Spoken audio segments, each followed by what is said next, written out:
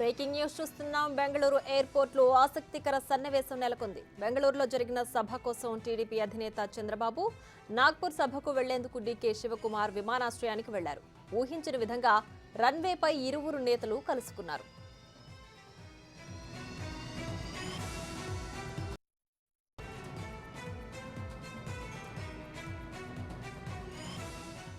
అలా మాట్లాడుకుంటూ ఇరువురు పక్కకు వెళ్లి కాసేపు చర్చించారు. ఓ అంశంపై ఇద్దరు నేతలు చర్చించారనే విషయం ఇప్పుడు హాట్ టాపిక్ గా మారింది. ముందే అనుకుని ఇద్దరు కలిసారా లేక యాదృచ్ఛికంగా జరిగిందా అనే అంశం తెలియాల్సిందే.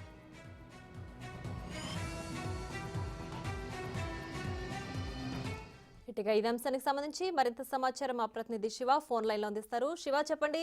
అయితే ఇప్పుడు జరిగిన సంఘటన యాదృచ్ఛికంగా భావించాలా లేదంటే ఇదంతా ముందే అనుకున్న విషయంగా అనుకోవచ్చంట? పూర్తి డీటెయిల్స్ ఏంటి?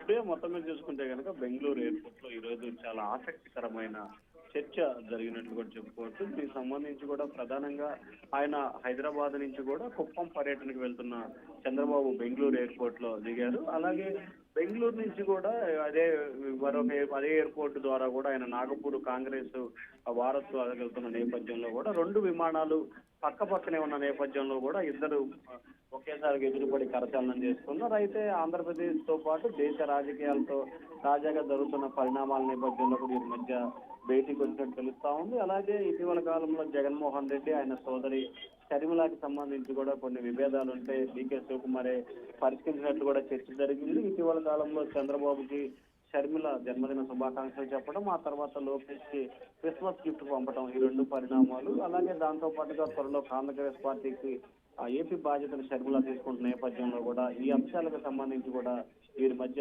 చర్చకు వచ్చినట్లు కూడా తెలుస్తా ఉంది ప్రియ. అయితే ప్రధానంగా దేశ రాజకీయాలతో పాటు కర్ణాటక, ఆంధ్ర ఈ రాజకీయాలకు సంబంధించి కూడా వీరి మధ్య ప్రధానంగా చర్చించినట్లు కూడా తెలుస్తా ఉంది. Right Shiva, thanks for the updates.